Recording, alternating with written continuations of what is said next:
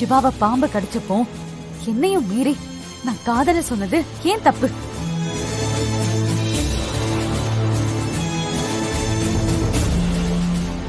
சிவா தாலி கட்டியும் அவருக்கு முழுசா பொண்டாட்டி ஆகாம இருந்ததும் ஏன் தப்பு? இப்படி எல்லா தப்புக்கும் என்ன மன்னிச்சிரு ஜனனி. எல்லாமே ஏன் தப்புதான். சாரி, என்ன மன்னிச்சிரு.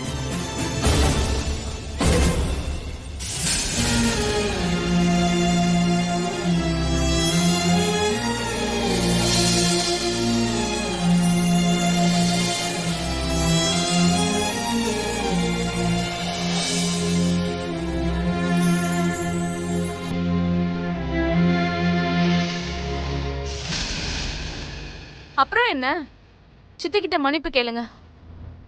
சிவா, போதுமாடா? இல்ல இன்னும் வேற ஏதாவது விளக்கமா சொல்லி மன்னிப்பு கேட்கணுமான்னு உன் பொண்டாட்டி கிட்ட கேட்டு சொல்லு. மன்னிப்பு கேக்குறேன்னு மானத்தை வாங்கிட்டு போயிட்டாவ. சிவா, சித்திக்கிட்ட மன்னிப்பு கேட்க சொல்லு.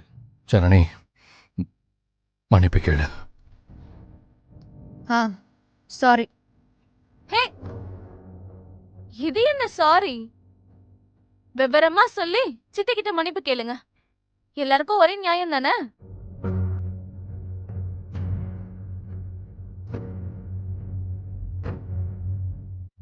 பைக் சீட்டை நான் கிழிச்சிட்டு நீங்க கிழிச்சதா சொன்னதுக்கு சாரி. தமிழ்ல கேளுமா? பைக் சீட்டை நான் கிழிச்சிட்டு நீங்க கிழிச்சதா சொன்னதுக்கு என்ன மன்னிச்சிடுங்க.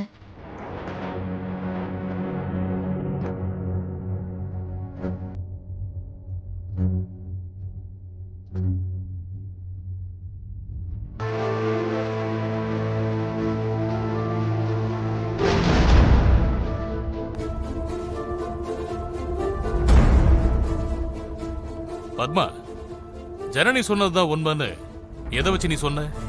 அண்ணா, மலேசியாக்காரி பொய் சொல்ல மாட்டான்னு நம்பினேன். இத பாரு, ரம்யாக்காக நீ பழிவாங்க நினைக்கிறது துளசியை மட்டும் இல்ல, இந்த குடும்பத்தையும் தான். பாத்துக்க.